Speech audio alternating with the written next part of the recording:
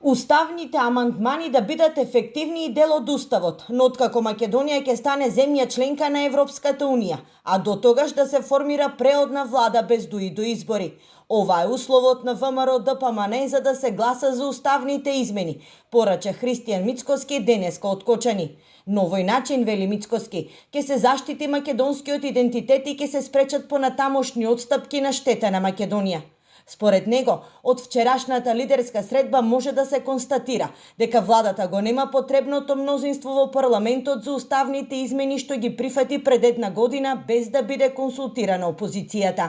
Кога станува збор за уставните амандмани, ние рековме во ред, не е проблем, еве, да речеме да го прифатиме гласањето за тие, но да биде ефектот одложен, односно со одложено дејство. Што значи тоа? Практично околностите нема да се променат, нема да имаме променен устав, тие амандмани нема да бидат дел од новиот устав, се до моментот додека Македонија не стане земја членка на Европската Унија. На тој начин го заштитуваме нашиот идентитет и на тој начин ние кажуваме дека нема да има дополнителни отстапки кои што ќе можат да му наштетат на нашиот идентитет.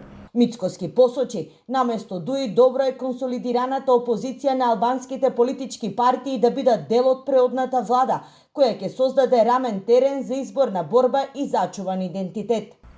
Ова е преодна влада која што ќе биде со важност до изборите, практично до организацијата на изборите, потоа граѓаните ќе се одлучат. Добро е да сме дел од тој процес, на тој начин ќе спречиме евентуално злоупотреба на изборниот процес, ќе спречиме евентуални неправилности, што е многу важно за да имаме еден кредибилен изборен процес и тоа на ВМРО ДПМН, на гласачите и на граѓаните ќе им даде еден вид доверба дека процесот на избори кој што следи и претседателски и парламентарни е процес кој што е согласно законите и согласно уставот и тоа е многу значајно. Мицкоски го поздрави одговорот на Османи дека се подготвени да се повлечат, потенцирајќи дека опозицијата е добар период за внатрешни реструктурирања, а ќе се видат и нови политики и хоризонти.